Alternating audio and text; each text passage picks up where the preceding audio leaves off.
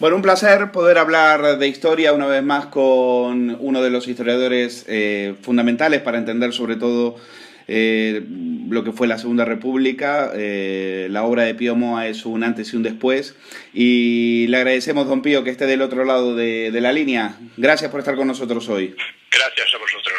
Don Pío, dos libros que nos han llegado en los últimos meses suyos. El primero, una novela, Cuatro perros verdes, editado por Actas, y este que acaba de salir, La Segunda República, editado por Esfera de los Libros.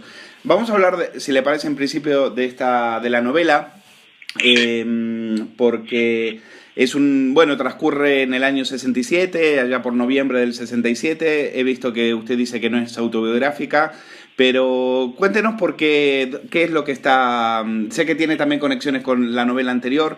¿Por qué Cuatro perros verdes? Bueno, es una novela que transcurre en una sola jornada, incluso menos de una jornada, entre la salida y la puesta del sol, porque en la novela tiene una gran importancia el tiempo, ¿no? Y por otra parte, son cuatro perros verdes, en realidad son cinco, incluso seis, los que intervienen con sus rarezas, aparte de dos mujeres. Son cuatro perros verdes, se dice más raro que un perro verde, porque se trata de personajes que tienen unas preocupaciones distintas de las de la mayoría de la juventud. Por eso una discusión en un bar sobre cuestiones del sentido de la vida, Sartre, etcétera, ¿no? Pues el camarero les dice, bueno, ¿por qué no habláis de chicas y de fútbol, que es de lo que habla todo el mundo, ¿no? Sí. Pero por otra parte es una novela que recoge ciertos ambientes que tenían su importancia en aquellos años y que han desaparecido en la universidad, ¿no? O sea, el ambiente actual en la universidad es mucho más trivial, ¿no? Mucho más vulgar en ese sentido, ¿no? Entonces había círculos bastante minoritarios, desde luego, pero importantes, que se planteaban problemas muy amplios, ¿no? De marxismo, de freudismo, estaba todo eso en boga, estaba en boga el teatro del absurdo, la idea de qué sentido puede tener la vida, etcétera, etcétera, existencialismo y demás. Entonces he querido recoger algo de eso porque es una época que no ha sido novelada. O sea, no hay novelas que traten con un poco o que traten simplemente, ¿no? Con mayor o menor seriedad aquella época, ¿no? Usted estaba entrando a la universidad en esa época, ¿no? Sí, yo entré precisamente en el 67. Y por eso recojo algunos aspectos de lo que yo vivía, aunque los personajes son muy distintos de mí, ¿no?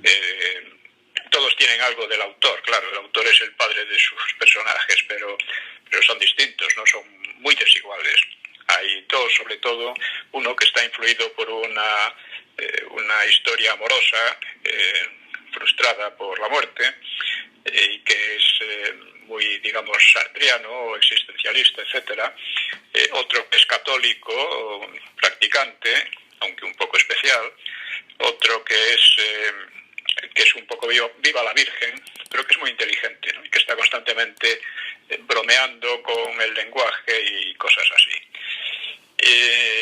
Y hay otro más que es el más joven, que acaba de llegar, tiene 18 años nada más, y tiene grandes aspiraciones en la vida, cosa que el católico, que es amigo suyo, le dice, bueno, cuanto más pidas a la vida, más te decepcionará, hay que andarse con cuidado, etcétera, ¿no?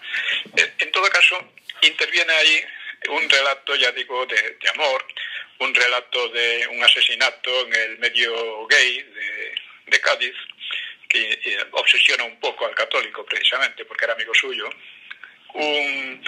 Interviene también un hijo del protagonista de la novela anterior, Sonaron gritos y golpes a la puerta, que es curioso porque en la novela anterior empieza con un asesinato, con un crimen que enloquece al protagonista, y termina además con el asesinato del autor de ese crimen, que resulta ser el padre del protagonista. Entonces como me ha comentado un lector, tiene algo de dostoyevskiano toda aquella historia. Sí. Y bueno, y en Cuatro perros verdes pues reaparece un hijo del protagonista del anterior que se ha hecho comunista, es un comunista, y entonces explica, esto es muy importante porque explica aquel ambiente procomunista que había en círculos universitarios y que se basaba en la impresión que había en todas partes de que el comunismo estaba ganando la partida. No olvidemos que, por ejemplo, el segundo concilio Vaticano pues implanta el diálogo con los marxistas, que es una forma de reconocer que la Guerra Fría la estaban ganando los comunistas. Se estaban imponiendo en Vietnam, habían conquistado un tercio de la humanidad, las universidades en USA y en Europa estaban cada vez más revolucionadas. Bueno, estaban a las puertas del 68, ¿no? Sí, efectivamente. Pero eso venía desde varios años atrás, claro. Y siguió luego, ¿no? Entonces, todo esto he querido recuperarlo, por así decir, recogerlo, porque está olvidadísimo. Y es la base de todo lo que ocurre ahora. Es la base inconsciente, ¿no? Es una novela, es importante señalarlo, porque no es un estudio histórico ni nada por el estilo. Es una novela y yo sostengo que las novelas, la literatura, cuando tiene calidad, yo no sé si esta tiene calidad o no, vamos, el autor es el menos indicado para decirlo, supongo, espero que sí, y me interesa mucho lo que opinen otros. Pero en la literatura más de mayor profundidad, vamos a decir así, pues se describe las situaciones, sean históricas o personales, etcétera, de manera más densa que en estudios técnicos concretos. Es un poco como los mitos. Los mitos funcionan de manera simbólica y en esos símbolos está contenida un poco la condición humana. Y en este sentido es en el que un poco va la novela. Don Pío, no es simplemente filosófica, tiene mucha acción, pero tiene también mucho contenido filosófico, vamos a decir. No sé si se lo habrán dicho, pero en la ilustración, que es muy bonita, está hecha por Matt Edward, hay un tío de los 4 perros verdes que es clavado a Pedro Sánchez. Ya me lo han dicho, sí, no tiene absolutamente nada que ver con ese cretino, absolutamente nada, pero bueno, salió así porque es uno que es el Viva la Virgen, que es al mismo tiempo un tío serio y que es vasco, tiene relación con la ETA, etcétera, ¿no? Con la ETA en contra, ¿no? Al final uno de los personajes termina posiblemente muerto, no se queda claro del todo. Este termina herido en una pelea con uno de la ETA, ¿no? Bueno, el otro día estaba leyendo unas memorias de una persona que es de una generación más o menos similar a la suya. Y es una persona que después hizo carrera en el mundo de las finanzas, bueno, que llegó muy alto. Y la impresión que me daba, él se consideraba antifranquista, aunque después su trayectoria siguió por otros derroteros y digamos que fue una vida bastante cómoda para ser un luchador antifranquista. Pero le pregunto por qué esa generación, sobre todo del lado de los vencedores, es la que para mí fue la más acomplejada, la que le costó, la que a partir de la transición en adelante son los primeros en flagelarse y decir que el franquismo fue terrible y demás. Perdón, esta pregunta se me ha venido al vuelo y no sé si es un poco descabellada, pero quería preguntarle por esa generación en particular, porque a mí me llama mucho la atención. Voy a poner el ejemplo de Juan Luis Cebrián, pero habría otros de gente de aquella generación que después han intentado toda su vida purgar las culpas de haber tenido una vida más o menos cómoda en el franquismo. Yo creo que no se sienten culpables de nada. La mayor parte de ellos eran unos simples oportunistas que veían que el franquismo se iba a acabar y que había que hacer méritos para la próxima, lo que viniera después. No creo que sienta que Cebrián y compañía, o yo qué sé, Ansón, etcétera, hayan sentido culpa por haber vivido tan bien en el franquismo. Estaban dispuestos a vivir bien en el franquismo y bien en el posfranquismo. Y no tienen mayor... Por eso son personajes que es difícil novelarlos, porque son de una trivialidad tan grande, que es un poco... Por cierto, que algo parecido ya ocurrió al final de la Segunda Guerra Mundial, cuando todo el mundo daba por sentado que a Franco lo iban entre los anglosajones y los soviéticos, lo iban en fin, a echar al basurero de la historia, como se decía, ¿no? Y entonces salía mucha gente, el propio Cela, ¿no? Escribe entonces La Colmena. La Colmena es una novela importante, está muy bien, pero es al mismo tiempo muy falsa. Y es claro que está escrita un poco porque Cela venía de la Falange, no hay que olvidarlo, y además... Era censor. Censor y además delator casi, ¿no? Se había ofrecido como delator. Entonces, al escribir esa novela, un poco hacía méritos para que en la nueva situación que todo el mundo esperaba, pues se le tuviera en cuenta. Y un poco eso es lo que pasó después cuando Franco se estaba muriendo, pues pasó con muchos. Sin embargo, también hubo otros que lucharon realmente contra el franquismo. Y esto es una cosa, esto sí tiene verdadero valor y verdadero interés. En cambio, estos otros, en fin, oportunistas y aprovechadillos, pues que se puede escribir una novela satírica, claro, pero nada más, ¿no? Bueno, vamos a entonces entrar en materia de la Segunda República Española, porque este libro, a pesar de ser, como usted dice en el prólogo, un resumen de 3 libros suyos anteriores editados en Ediciones Encuentro y que he tenido la suerte de leer y de estudiar, siguen aportando siempre un poco más, ¿no? Y en este caso entra de lleno en la figura de un personaje que para muchos se cayeron del guindo con él, y hablamos de Manuel Azaña, ¿no? Al que hace poco estaban haciendo un homenaje. De hecho, hasta incluso los propios miembros del Partido Popular, que se considera un partido defensor de la monarquía, pues estaban ahí rindiéndole honores. ¿Cómo lo ha visto Pío Moa? ¿Le han pedido un ejemplar también? ¿Habrá que mandarles un ejemplar de su libro también para que se enteren? Bueno, del libro ¿Por qué el Frente Popular perdió la guerra? Hice que se le mandara un ejemplar al doctor Sánchez, ¿no? Pero el doctor Sánchez desde luego no ha... No, él no lee, él copia, él no lee. Yo creo que él no... Él plagia. Es muy bruto el hombre. Es un estafador habilidoso, pero básicamente es un estafador. No es otra cosa. Ahora, en cuanto a empezando por su doctorado, claro. Pero en cuanto a Azaña, pues en el libro sobre la República destaco varias cosas. Una de ellas, digo, muchas cosas que generalmente no se tienen en cuenta, porque la mayor parte de la literatura, vamos, de los libros de historia sobre la República son francamente muy malos, ¿no? Sí. Algunos son muy buenos en los detalles que explican y dicen lo que decía lo que hizo el otro y tal cual, pero el análisis suele ser muy flojo. Entonces, resulta que la gente cree que la República la trajo la izquierda, y no es verdad, la trajo la derecha. Es más, la trajeron los monárquicos. No solo porque Alcalá Zamora y Maura, que fueron los que lo organizaron, y Sanjurjo, el general Sanjurjo, que llevaba la Guardia Civil y que se puso casi inmediatamente a las órdenes de los republicanos,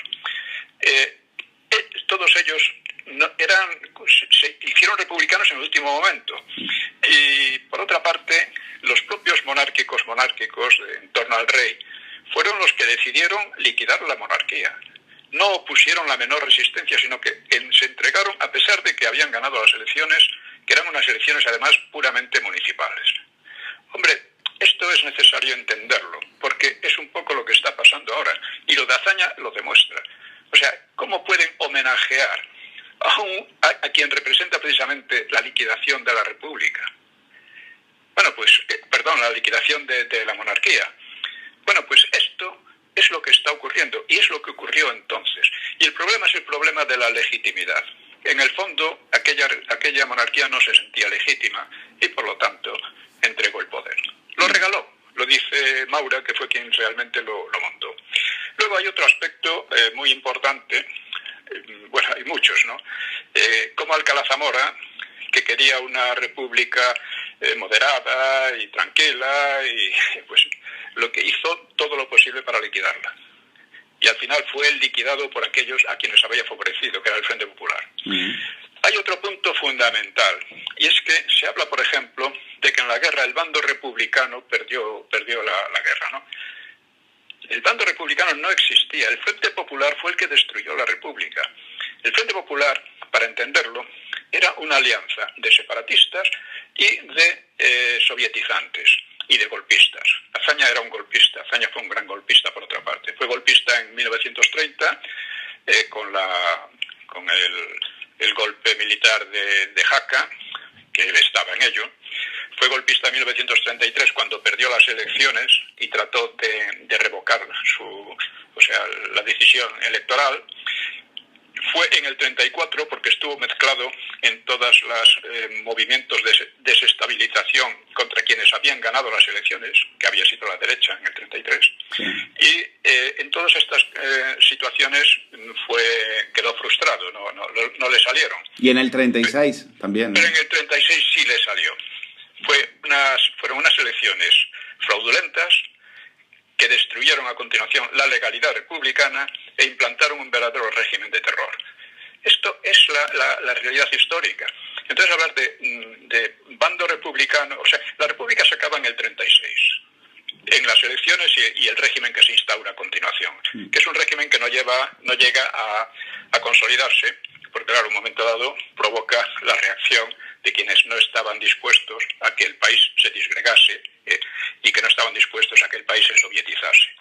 Y este es el sentido de la guerra civil. Y cuando uno prescinde de eso, no entiende nada, porque hay miles de libros que te explican 40.000 detalles y casi siempre dejan en segundo término o se olvidan de por qué se luchó. Y se luchó por esto, porque el Frente Popular, aparte de falsificar las elecciones, como está completamente demostrado hoy, aparte de eso, pues fue un régimen que inmediatamente destruyó la legalidad, instauró un régimen de terror. En 5 meses, más de 300 muertos, incendios a centenares por todas partes. Es que esto lo dice el propio Azaña. Hay otra cuestión. Aquí se ha montado la idea de que la República había sido pues un régimen progresista, un régimen que defendía los intereses de los trabajadores, del pueblo obrero, etcétera, que además era muy culto. Y bueno, vamos a ver, cuando uno ve lo que decían Azaña, lo que decía Alcalá Zamora, lo que decían Lerroux, lo que decían prácticamente todo, lo que decía Besteiro de la República, ve que no tiene nada que ver esta leyenda que se ha montado con lo que fue aquello. O sea, los propios protagonistas son los que realmente condenan de una manera más radical a la República. Y no hablemos ya de los padres espirituales de la República, o sea, Ortega, Marañón y Pérez de Ayala, que bueno, hablan de esa gente, los llama escarabajos, los llaman... Azaña decía una cosa, por ejemplo. En primer lugar, señalaba la cantidad de idiotas que había allí. Decía, rodeado de imbéciles, gobierna usted si puede, escribe en sus diarios. En otro momento dice cosas como, solo son capaces de una política de amigachos, tabernaria, incompetente, de codicia y botín sin ninguna idea alta. Lo dice de los republicanos. Bueno, es que esta es la realidad, porque cuando uno va a los hechos, ve que el progreso de aquella gente consistía en aumentar la miseria, en aumentar las diferencias sociales, todos sus... al margen de su retórica y de lo que decían que querían y todo eso, cuando va a los hechos son esos.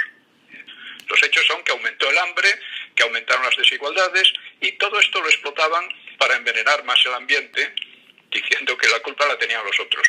Oiga, no fue así. Otro aspecto fundamental de la República, que casi nunca se tiene en cuenta, es que quienes hundieron el primer bienio izquierdista fueron los anarquistas, no fue la derecha. Ahora salen tipos como el Ángel Viñas y gente por el estilo, ¿no?, que son una verdadera checa cultural, no son historiadores, son memoriadores. O sea, pues diciendo que la derecha desde el primer momento conspiró contra la República. La derecha aceptó la República completamente, empezando por los monárquicos desde el primer momento. Incluso después de la quema de conventos, bibliotecas, obras de arte y centros de enseñanza, con la que prácticamente se inauguró el nuevo régimen, lo inauguraron las izquierdas. Incluso después de eso no hubo ninguna conspiración un poco seria. La conspiración fue creciendo poco a poco y únicamente tomó cuerpo ya muy al final, cuando era un régimen de terror, ¿no? Don Pío, todas estas cosas, sí. ¿Cómo se explica el hecho de que Azaña hasta que usted... Esto lo han dicho varios, lo han dicho Los Santos, lo han dicho José Javier Esparza, hasta que usted no escribió el libro de los personajes de la República explicados por ellos mismos, Hasta que usted no escribió ese libro, había una idealización absoluta en torno a que inundaba también a la propia derecha en torno a la figura de Manuel Azaña. Una equivocación histórica y de la cual estos mismos reconocidos periodistas reconocen y le deben a usted el abrir los ojos frente a esta figura que era un personaje más que sectario, incluso hasta totalitario, con declaraciones de un guerra civilismo brutal. Sí, sí, es verdad. En cambio, le gusta recordar aquello de paz, piedad y perdón. Oiga, este señor dijo paz, piedad y perdón cuando estaba ya derrotado en una guerra que él había contribuido como el primero a desatar. Esta es la realidad. Y había contribuido a desatarla porque él estaba convencido, él quería, ya desde el principio de la República, expuso cuál era su programa. Un programa de demoliciones, de demoler las tradiciones españolas, porque él las comparaba a la sífilis. Decía que en España, además él lo llega a decir en sus diarios, que por primera vez iba a existir España, o sea, la España que él imaginaba y que no tenía nada que ver ni con la historia ni con la cultura tradicional. Él lo que quería era convertir a España en una especie de tercera república francesa. De tener una idea completamente errónea de las cosas. Además, no se daba cuenta de quiénes eran sus aliados, porque procura aliarse sobre todo con los socialistas. Y los socialistas están en aquellos momentos por la dictadura del proletariado, lo que llaman, que es la dictadura del PSOE, claro está, y por la imitación de la Unión Soviética. Entonces, hombre, él no se da cuenta de eso, no entiende de marxismo, no entiende de economía. Fíjese que una de las fechorías que vienen a partir precisamente de la Constitución que Azaña defendió, de eliminar las órdenes religiosas, etcétera, pues fue que el único institución superior de economía en España estaba en la Universidad de Deusto, pero como era jesuita, pues quedó liquidada, y con ello muchísimas cosas más. O sea, cuando dicen que los republicanos desarrollaron la cultura, oiga, mire usted, empezaron por quemar no solo iglesias, sino también bibliotecas. Además, la quema de bibliotecas a lo largo de la República, y sobre todo ya en el Frente Popular, fue gigantesca, ¿no? Y en la Guerra Civil. Porque los nazis quemaban los libros que no les gustaban, pero estos quemaban bibliotecas enteras. Oviedo, por ejemplo. ¿Cómo? Oviedo. Sí, bueno, Oviedo ya bueno, no solo en Oviedo, ¿no? La biblioteca de la universidad. Es que durante la Guerra Civil quemaron montones de bibliotecas de muchísimos sitios, ¿no? Y ya apenas inaugurada la República empezaron a quemar algunas bibliotecas muy valiosas en Madrid. ¿Por qué? Pues porque ellos decían que eran religiosas y por tanto no valían. Que no eran bibliotecas religiosas, eran bibliotecas en general, importantísimas muchas de ellas, ¿no? Bueno, pues esto, y luego hay otra cosa. Ellos se ha exagerado muchísimo lo que hicieron en cuanto a los presupuestos de enseñanza. Ellos aumentaron los presupuestos de enseñanza, esto es verdad, pero al mismo tiempo trataron de eliminar la enseñanza de las órdenes religiosas, que era importantísima, yendo en contra de la libertad de conciencia, lo decía el propio Azaña, y en contra de lo que querían los padres, ¿no?, para sus hijos. Bien, pero nos encontramos con otro aspecto importante, y es que los presupuestos de enseñanza subieron más en la segunda época de la República, el bienio derechista, lo que llaman estos el bienio negro. El bienio negro fue mucho mejor que el primer bienio, el bienio de izquierdas, económicamente, en cultura, en estabilidad, en todo, excepto por la insurrección que montaron las izquierdas y los separatistas en octubre del 34. Bueno, pues esto es la realidad de la cultura, como es la realidad de lo bueno que traían al pueblo trabajador. Le traían paro, miseria, hambre, etcétera. Es lo que trajeron de hecho. Y eso que casi siempre ocurre con este tipo de gente. Efectivamente. Bueno, usted decía, los anarquistas fueron los que hundieron a Azaña, para que precisamente empiecen a mirar ahí, porque se habla del golpe de Sanjurjo, pero eso es una anécdota al lado de lo que ocurrió en Casas Viejas, ¿no? Ah, claro, eso de Sanjurjo. Sanjurjo, además, primero, Sanjurjo tuvo mucha más importancia en la llegada a la República que Azaña, porque era el que tenía mandaba la Guardia Civil y el que primero decidió que no intervendría la Guardia Civil contra cualquier disturbio que organizaran los republicanos, y a continuación se ponen las órdenes del Comité Revolucionario, del Comité Republicano. Luego, pero él era hombre de derechas, y era hombre de derechas porque veía que en este primer bienio, todo lo que estaba pasando, un desorden, un caos tremendo, unas violencias, y entonces intentó un golpe contra Azaña para poner a Lerroux. Y da la casualidad que Lerroux era el único republicano verdadero, era moderado, a pesar de sus orígenes un poco energuménicos, era moderado y era el único republicano con tradición, porque los otros eran republicanos de última hora. La República está llena absolutamente de paradojas, que es lo que voy exponiendo en el libro, cómo las ideas que se hace cada uno fracasan una y otra vez. Lo mismo pasa con Alcalá Zamora. Alcalá Zamora, la República tuvo una ocasión espléndida de estabilizarse al derrotar la insurrección separatista sovietizante del octubre del 34. En aquel momento las fuerzas que estaban desestabilizándolo todo quedaron derrotadas. ¿Y quién es el que a continuación derrota a los que los habían vencido? Alcalá Zamora. Esto es muy importante. Es muy importante también recordar cómo llegó la República en un sentido. Cuando después de la dictadura de Primo de Rivera, que había sido enormemente fructífera, porque había acabado con el problema de Marruecos, con el problema del terrorismo anarquista, y había civilizado al PSOE, que pasó a colaborar con la dictadura. Eso no hay que olvidarlo tampoco, ¿no? Y esa es la razón por la que llega la República y es el partido más fuerte y mejor organizado. Y es el que va a decidir todo al final, ¿no? Bueno, pues en esos momentos todo el mundo se vuelca contra el dictador Primo de Rivera, empezando por Ortega y otros muchos más, que lo descalifican de una manera absolutamente absurda, ¿no? Bueno, pues el rey, en ese momento, para no quedar deslegitimado, porque se dejó impresionar demasiado por aquello, pues dice que él no colaboró con Primo de Rivera, sino que lo sufrió, tuvo que soportarlo. Esto, claro, entre los republicanos causó una irrisión tremenda, un desprecio total, pero entre los monárquicos causó una decepción enorme. Causó una decepción enorme porque Sanjurjo, precisamente, se pasó a los republicanos por eso. Dice, si el rey es capaz de traicionar de esta manera al hombre que lo salvó, que salvó a la monarquía y salvó en gran medida a España, pues a paseo con él, ¿no? En definitiva, fue lo que... Bueno, pues esto es una cosa que se puede estar repitiendo ahora. Claro, eso es lo que le iba a preguntar, porque el rey, precisamente Felipe VI, estuvo en ese homenaje a Azaña. Estuvo en ese homenaje a Azaña. Entonces, además, sí. Claro, eso deja un par de interrogantes, que es justo lo que le iba a preguntar. ¿Qué tiene que hacer el rey ante la que está cayendo ahora?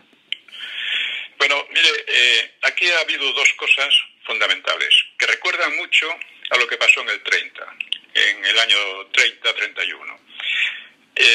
Y son que la monarquía se traiciona a sí mismo, se entrega a sí misma por un problema de falta de legitimidad. Aquí hemos tenido históricamente un hecho, y es que en el referéndum de 1976 se decidió la democratización a partir de la legitimidad del franquismo.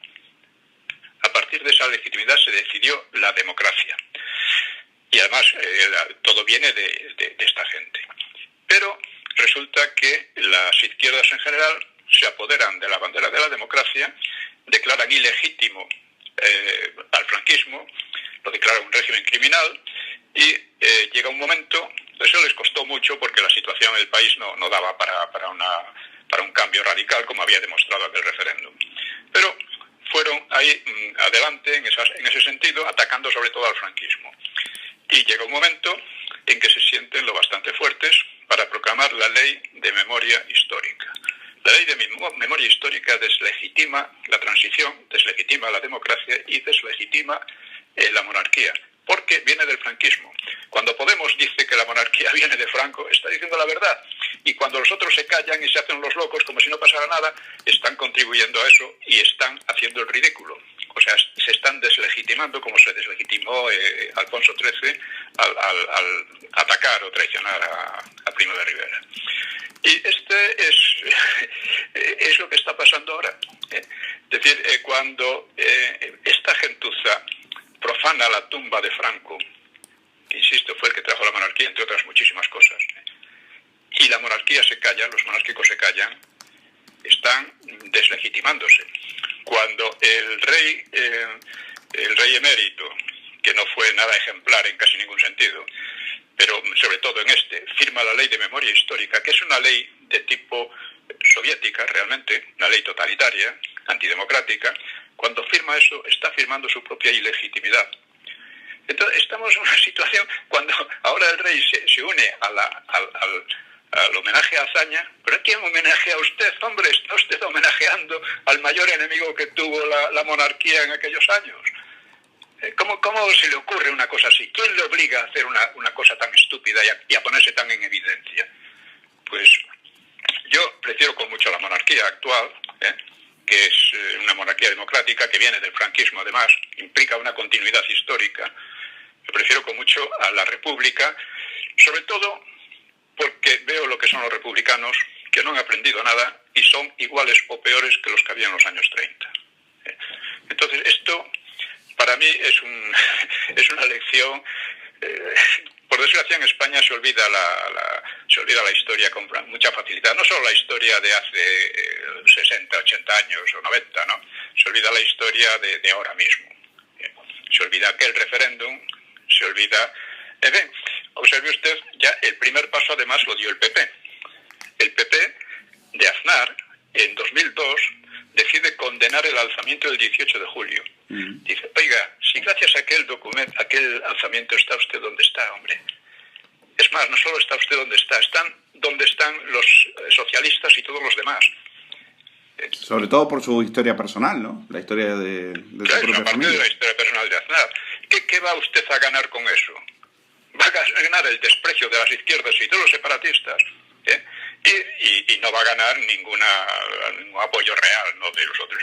Ahora, aquí digamos que la situación es muy lúgubre, pero hay una esperanza que viene precisamente del discurso del rey cuando el referéndum golpista en Cataluña. Ese discurso cambió las cosas muy profundamente, porque hasta entonces parece que era imposible cualquier resistencia a este proceso que venía de años atrás, que sobre todo lo aceleró Zapatero. Parecía imposible. ¿Por qué? Pues porque el PP había privado de voz, de resistencia a cualquier protesta que pudiera haber. Lo había hecho de manera sistemática. O sea, recordemos que cuando llega el PP al poder con Rajoy, lo que hace es seguir punto por punto todas las iniciativas que había tenido el PSOE de Zapatero. Pero el golpismo en Cataluña hizo que el rey reaccionara. Naturalmente hubo que aplicarle el artículo 155, pero fue muy mal aplicado. Fue de hecho saboteado por el gobierno, por el PP. Y la cosa, aquello que pudo haberse sido una reacción ejemplar, pues que quedó una especie de golpe de Estado permanente en el que seguimos, ¿no? Perdón. Y esto es un poco... pero, sin embargo, aquel discurso cambió el ambiente político. Una de las cosas que tuvo como efecto fue que Vox cobrara una importancia que hasta entonces no tenía. Hasta entonces Vox era un partido que no representaba nada, todo el mundo se reía de él y todo el mundo se había hecho una especie de muro de silencio en torno a él para que no trascendiera a la gente, ¿no? Y eso ha cambiado. Para mí es lo único esperanzador que hay. Es una pena que luego el rey, Felipe VI, pues haya caído en lo que ha caído, haya consentido, porque no tiene obligación de consentirlo. Lo que pasa es que llega un momento en que o reaccionas o no. Y esto también es otra lección histórica importante, porque pasó algo parecido con Alcalá Zamora después del Frente Popular, ¿no? Después de que el Frente Popular se hiciera con el poder fraudulentamente en el 36. Llega un momento, Alcalá Zamora había sido partidario de que ganara el Frente Popular. ¿Por qué? Pues porque si ganaba la CEDA lo iba a destituir, ya que él había destituido a ¿cómo se llama? A Gil Robles, a la CEDA, ¿no? En cambio, él pensaba que si ganaba el Frente Popular no le iba a destituir a él, precisamente porque era él el que había disuelto el Parlamento y por lo tanto era a él a quien le deberían el poder. Bueno, pero es que no hay que olvidar lo que decía Azaña de su propia gente, que era una pandilla de sinvergüenzas, ¿no? Por decirlo de una manera muy breve, ¿no? Y de cretinos, además. Entonces... Politicachos, ¿no le decía? Politicastros, sí, bueno. Estos lo que deciden es destituir a Alcalá Zamora, que es a quien le deben el poder, literalmente. Y lo destituyen de una manera, pues diciendo que la disolución de las Cortes anteriores, que no tenía justificación.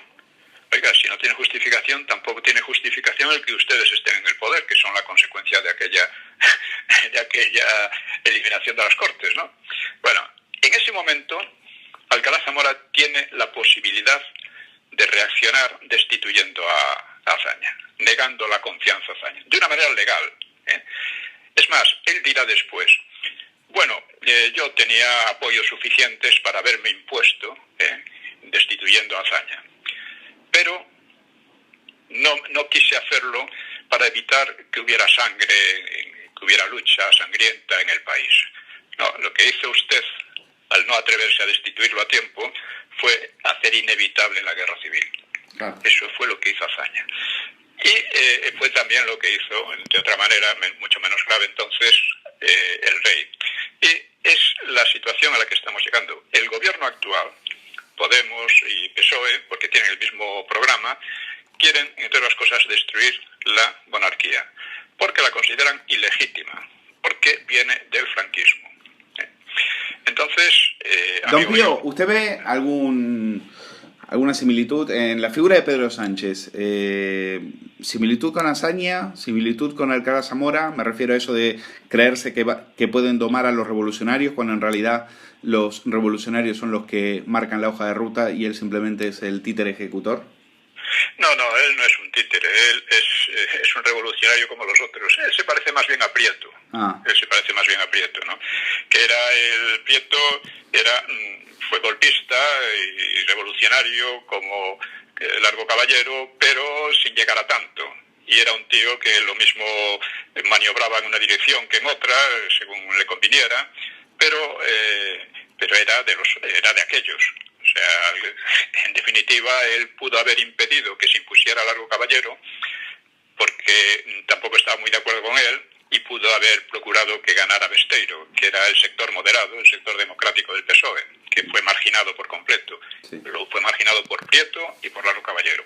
Entonces, digamos que este fulano, el doctor, pues se parece mucho más a Prieto que a cualquier otra cosa. Él está de acuerdo con Podemos, vamos, está completamente de acuerdo en conjunto. Ahora, puede haber peleas entre ellos, como siempre hay en este tipo de cosas, por el poder, es cierto, tiene más. Es cierto eso que dice, porque recuerdo que hay un cambio fundamental entre el Sánchez que pierde que llega a la Secretaría General y el que la pierde en el 2016. Y lo primero que dice después del 2016 es, me equivoqué con Podemos. Claro. Y yo creo que ahí empezamos a ver al verdadero Sánchez. Sí, el verdadero doctor es el tío, en todo momento, es el tío que aspira a tener el poder y que sobre todo aspira a destruir el legado de la transición y el legado del franquismo. Él es el primero. Y en eso está de acuerdo con Podemos. ¿En qué se equivocó? Pues en que él pensaba que Podemos a lo mejor iba a ser un poco más radical y menos práctico, ¿no? Pero ahora están de acuerdo. Ahora pueden pelearse en algún momento, pueden pelearse, pero no hay que tener mucha, porque en el fondo van a lo mismo. Lo mismo que en el Frente Popular, en el libro ¿Por qué el Frente Popular perdió la guerra?, expliqué cómo dentro de la idea general, que era sovietizar el país o disgregarlo en varios estados, porque era la alternativa, pues terminaron llevándose a tiros. Pero estaban completamente de acuerdo en contra de la idea de España y de la idea de la democracia. Eso estaban completamente de acuerdo. Y en eso es en lo que están de acuerdo ahora. Piensa usted que, por ejemplo, la vieja loca esta de la Carmen Calvo, diciendo que tratando con memoriadores de estos de 3 al cuarto, como el Álvarez Junco, de negar la importancia de la primera vuelta al mundo para España, diciendo que no tiene nada que ver con España, hay una cosa de la humanidad y tonterías por el estilo. Es que ellos odian a España. El problema de Azaña era que odiaba a España, odiaba su historia, odiaba su tradición, etcétera, y creía que el modelo tenía que ser la Tercera República Francesa, que estaba en una profunda crisis y era muy corrupta, entre otras cosas, ¿no? Pero él creía que España tendría que ir por ahí. Y también creían que Europa era la solución, ¿no? Una Europa que desconocían, por otro lado. Una Europa que desconocían, una Europa que era una especie de espejismo que ellos habían montado y que no respondía a ninguna realidad. Estaba preparándose la Segunda Guerra Mundial, entre otras cosas, pues fíjese usted. Y ellos no lo veían. O sea, uno de los problemas que hay en la clase política española es una especie de paletería, ¿no?, de aldeanismo, que solo ve lo que hay aquí y lo ve separado del resto. Y lo que ve el resto lo ven como una especie de, pues eso, de espejismo, de una cosa muy bonita y tal, pero que no son incapaces de analizarla. Y eso sigue siendo así. O sea, realmente no hay un análisis ni de Europa, ni de España, ni de nada. Son 4 tópicos que se han creado a partir de la leyenda negra, por otra parte. Y ahí está. Y el ataque al franquismo, que el franquismo en definitiva lo que significó fue la continuidad histórica de España frente a la disgregación de unos y la continuidad de su cultura, vamos a decir, frente a la sovietización que pretendían otros. Pues esto, o sea, solo por haber ganado la guerra a esta gente, solo por haber mantenido a España al margen de la Segunda Guerra Mundial, solo por haber reconstruido el país con sus propias fuerzas, solo por haber vencido un aislamiento criminal que le impusieron de una manera que quería hambrear al país y que le impusieron los vencedores de la Segunda Guerra Mundial, solo por eso ya es un régimen magnífico, porque además dejó una España próspera y una España reconciliada, una España en la que estaba tan reconciliada que todavía no han conseguido, pero van en ese camino, han avanzado mucho, pues hacerla irreconciliable, volver a crear la situación aquella irreconciliable de la República, que es lo que están haciendo ahora y lo que han perseguido desde hace muchos años. Bueno, pues eso. Pues vamos a dejarlo aquí, don Pío, siempre un placer. Gracias por este tiempo para hablar de su novela 4 perros verdes, editada por Actas, y de su más reciente ensayo, La Segunda República Española, editado por La Esfera de los Libros. Don Pío, un abrazo. Sí, es importante lo de la República porque estamos volviendo a lo mismo y hay que aprender de la historia. Don Pío, gracias por estar con nosotros. Un abrazo.